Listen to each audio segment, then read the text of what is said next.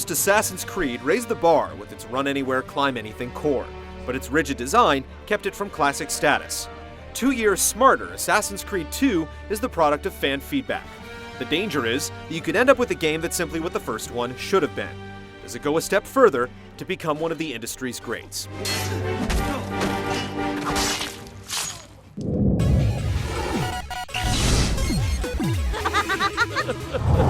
Hey! Grab the boy! He's one of them! I'll kill you for what you've done! Provided no one spoiled it for you, the first Assassin's Creed had a story with a clever twist. Now that the secret is known, the story in Part 2 has to rely on substance instead of gimmicks. It's all rooted in late 15th century Italy, where a young, scrappy Ezio Auditore is forced to grow up fast when his father and brothers are murdered. He makes revenge his priority, and the chase is on to bring the Templars to justice. To kill Uberto Alberti.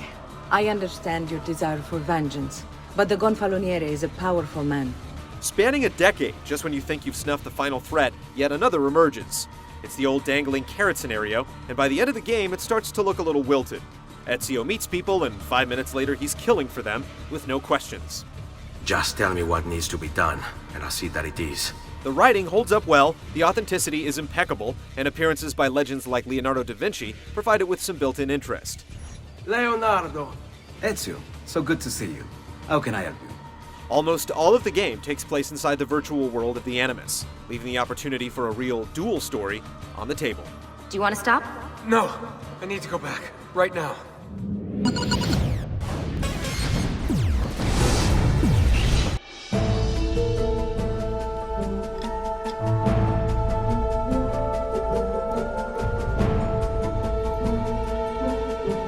The most popular complaint launched against the original Creed was its repetitive mission structure. There simply wasn't enough variety, and once the wonder of parkour wore off, it could become a grind. The number of mission types are nearly tripled in the sequel, yet you'll still tire of trailing, racing, or killing groups of targets because the game is longer. Missions are much more involved at least, with some having multiple parts with checkpoints in between. What are you and your allies planning? Is this what my father discovered? Divided into a handful of cities like Florence, Venice, Forlì, Tuscany, and Rome, there's a lot more to keep track of this time around. Weapons and armor can be bought from a blacksmith or earned, doctors sell health potions, tailors offer new robe colors, and art stores sell maps to help you keep track of it all. There's also a lot of things to collect, like feathers, chests, and codex pages. You actually get rewards for finding them this time, but it's much easier just to pay for the rewards.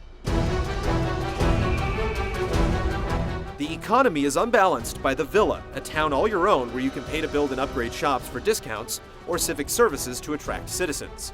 The more people living in the villa, the more money you make from taxes. If you concentrate your cash on upgrades, it pays off in spades, and eventually you're making more money than you can spend, making some of the collectibles pointless. Between all the doodads, missions, and shops, the map gets crowded quickly.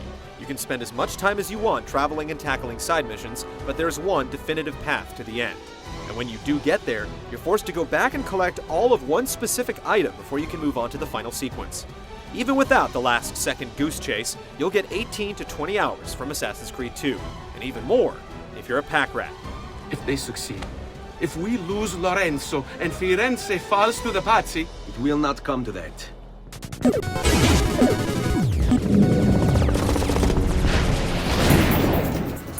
Better run, boy.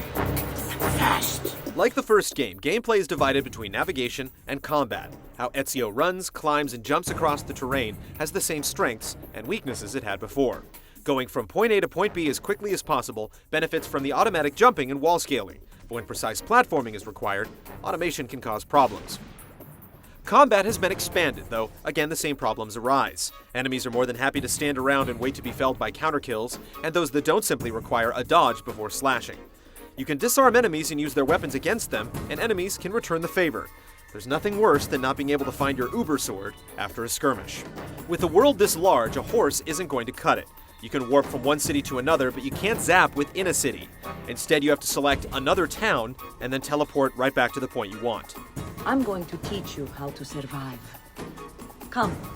The blend button made for some ridiculous scenarios in the first game, and this time, it's simply a matter of walking with crowds of people at the right speed. The throngs of people serve another purpose as well, since you can hire prostitutes or thieves to distract guards or fight on your side. Larger scale battles are definitely one of its distinctions. Shoot! Shoot the flying demon! You get new weapons this time, mostly thanks to Da Vinci's workshop. As you collect blueprints, he'll build you upgrades to your hidden blade that allow for dual assassinations or to discharge it like a gun. He also provides contraptions like wings that allow you to soar across the city, but you hardly use them. The final new gameplay component is water. You can dive in to easily evade enemies or hop on a gondola to travel more quickly, giving you options beyond the cabana. Outwardly, Assassin's Creed 2 may appear to have overhauled its gameplay, but many of the same strengths and weaknesses remain. Poor AI hurts the combat, and the parkour is incredible until you're asked to be precise.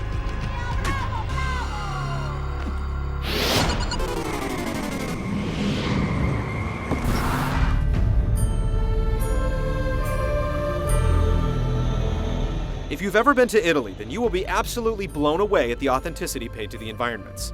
While not an inch-by-inch replication of each city, the major landmarks are recreated with startling accuracy.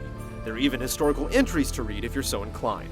If you're interested in visiting the country but doubt you ever will, this is the next best thing. Ah! Birbante! The visual quality is basically the same, and both the PS3 and 360 versions share the same limitations. It can draw large, detailed environments, but things aren't as impressive up close, and details like shadows draw in.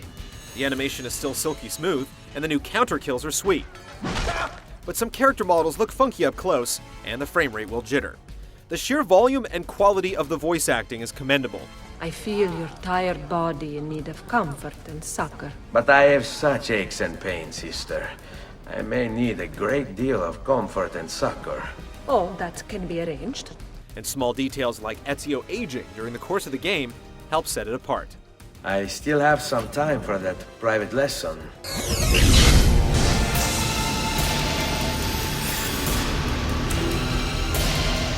Assassin's Creed 2 has plenty of fixes and additions, but the story can drag, and the sense of awe that the parkour provided 2 years ago is muted. Yet new mission types, freedom from a linear quest, added depth, and a stronger historical bent fortify the overall experience.